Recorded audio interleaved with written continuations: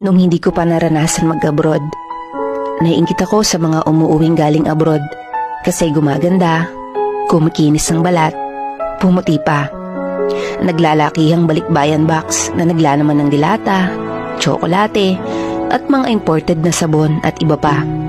At sabi ko sa sarili ko, balang araw mag-a-abroad din ako. Dumating nga ang panahon na ako'y ng ibang bansa.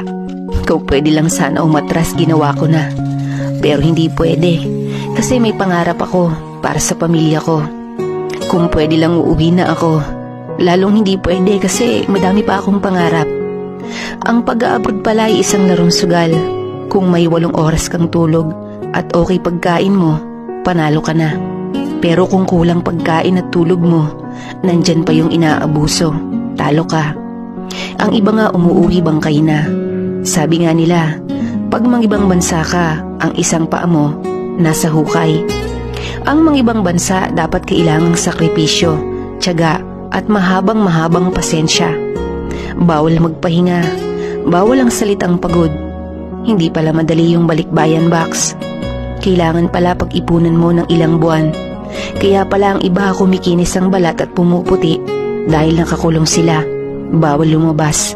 Kaya pala sexy yung iba dahil kulang sa pagkain at tulog.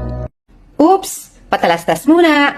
Ang video na ito ay hatid sa inyo ng 1xBet, ang #1 legit betting site na pwede kang kumita ng pera kahit nasa bahay ka lang.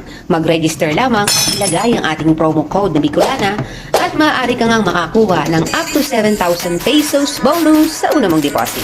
At dito pwede ka nang tumaya sa mga paborito mong sports tulad ng NBA at PBA.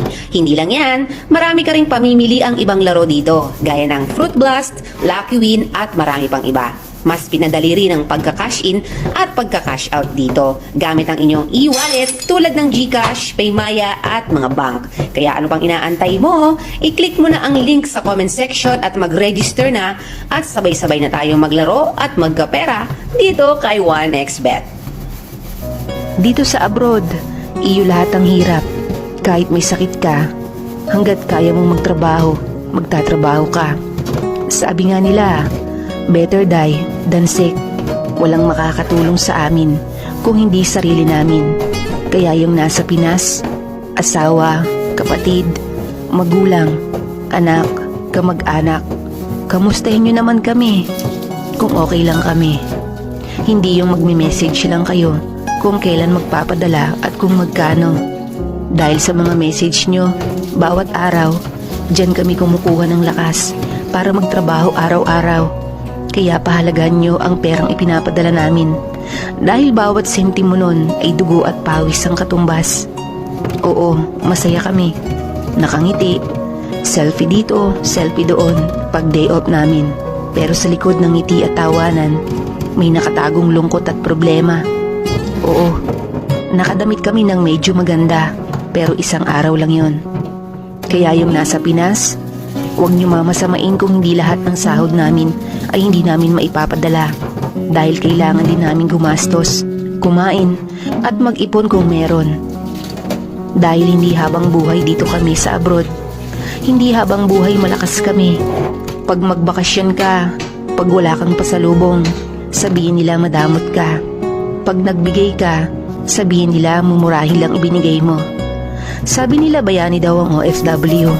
Oo, totoo. Bayani ang OFW. Pag uuwi kang patay na. Mahirap ng ibang bansa. Tiyaga, sakripisyo at pasensya ang baon mo. Panalangin sa Ama ang sandata mo at lubos na pananalig sa poong may kapal.